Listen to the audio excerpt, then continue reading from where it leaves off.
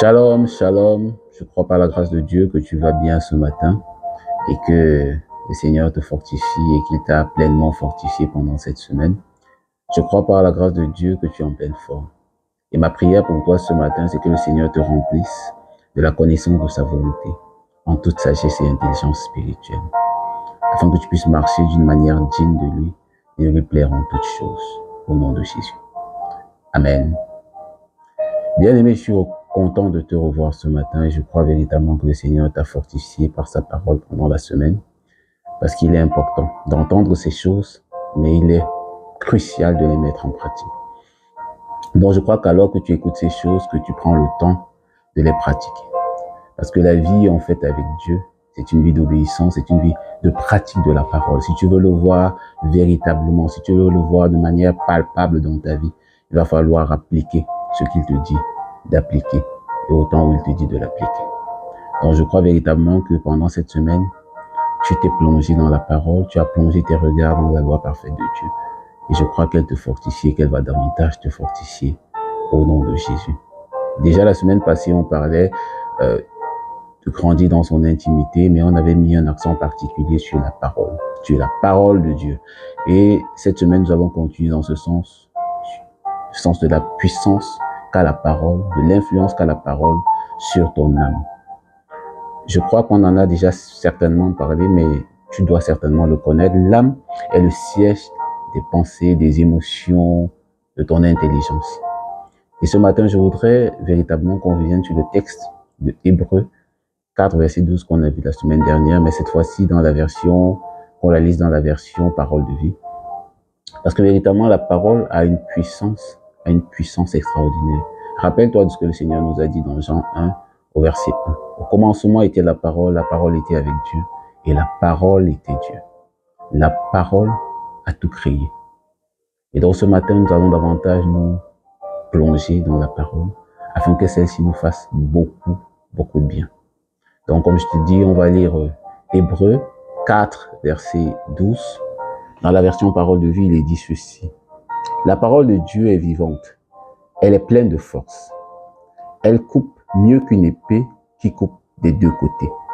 La parole de Dieu entre en nous en profondeur. Elle va jusqu'au fond de notre cœur, jusqu'aux articulations et jusqu'à la moelle. Elle juge les intentions et les pensées du cœur. Elle juge les intentions et les pensées du cœur. Amen. Donc la parole de Dieu est pleine de force. La parole de Dieu est pleine de force. La parole de Dieu viendra donner de la vigueur à ton âme, de la vigueur à ton corps, et elle viendra renouveler ton système de pensée, comme je te l'ai dit la semaine dernière. Donc ce matin, je voudrais insister sur l'influence, sur l'impact qu'aura la parole au niveau de ton âme, et particulièrement sur tes émotions et sur ton intelligence. Je t'ai dit, en fait, que l'âme est le siège des émotions et de ton intelligence, de ta pensée. Alors la parole viendra comme le texte de Hébreux 4 nous le dit, elle est pleine de force. Et elle viendra donc agir sur tes émotions. Mais tu me diras peut-être comment est-ce qu'elle fait pour agir sur mes émotions. Je t'ai dit la semaine dernière que ton créateur est celui-là qui t'a fait et qui te connaît mieux que personne. Donc comme je te l'ai dit, même si ton père ou ta mère ne t'a pas désiré, lui il t'a désiré, lui il t'a choisi, lui il t'a aimé le premier. Par conséquent, en fait, il saura comment te parler. Il saura quoi te dire pour non seulement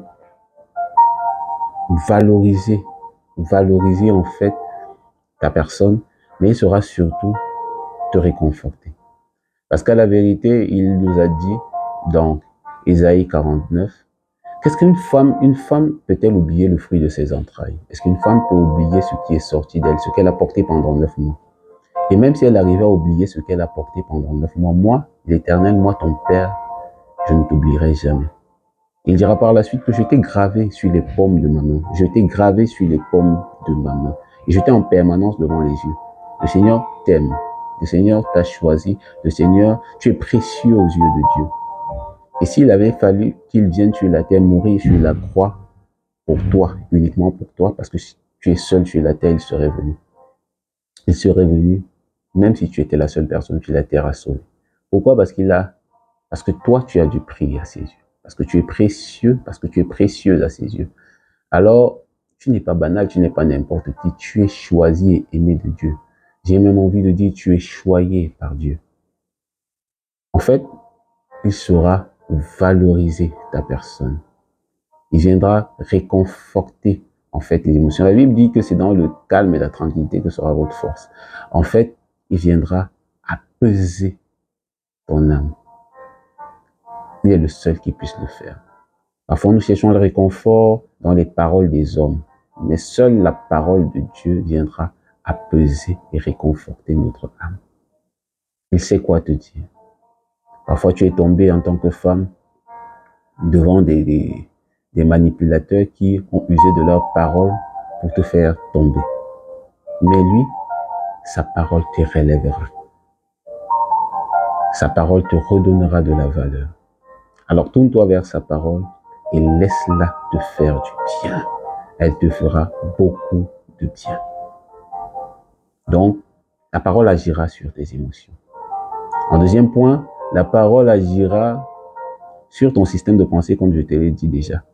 Elle viendra renverser les faux raisonnements que la société t'a donnés, ou bien que la société a établi en toi. Elle viendra renverser ces faux raisonnements. Là où hier, tu te disais, peut-être dans le domaine de la famille, qu'être chef de famille, c'est simplement martyriser son épouse ou martyriser ses enfants. Elle viendra te faire comprendre en fait qu'être chef de famille, c'est être au service de sa famille. De la même manière qu'être chef de service dans ton travail, c'est être au service des autres. Elle viendra te faire comprendre en réalité que là où hier tu croyais que pour faire de la politique, il faut forcément avoir les mains sales, elle viendra te faire comprendre tout simplement que faire la politique nécessite d'avoir l'onction de Dieu sur soi. On n'est pas obligé d'avoir les mains sales, mais on a besoin de l'onction de Dieu pour faire la politique d'une manière différente. Et il te fera voir Daniel, il te fera voir Meshach, Abednego. En fait, tout ceci pour te dire en réalité qu'elle viendra renouveler la mauvaise manière de penser que tu avais hier, les faux raisonnements que tu avais hier.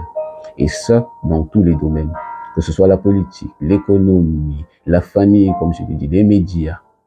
Dans tous les domaines, elle viendra te faire comprendre en réalité que tout est possible. Tout est possible, à condition de croire en celui qui rend toutes choses possibles. La parole viendra fortifier ton homme intérieur et davantage te dire en réalité qui tu es.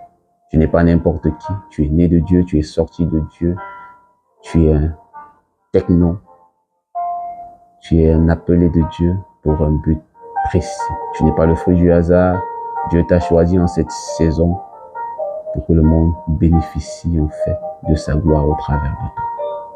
Sois béni, sois davantage béni dans le nom de Jésus. Et à une prochaine vidéo dans le merveilleux et précieux nom de Jésus. Ciao, ciao. Bye bye.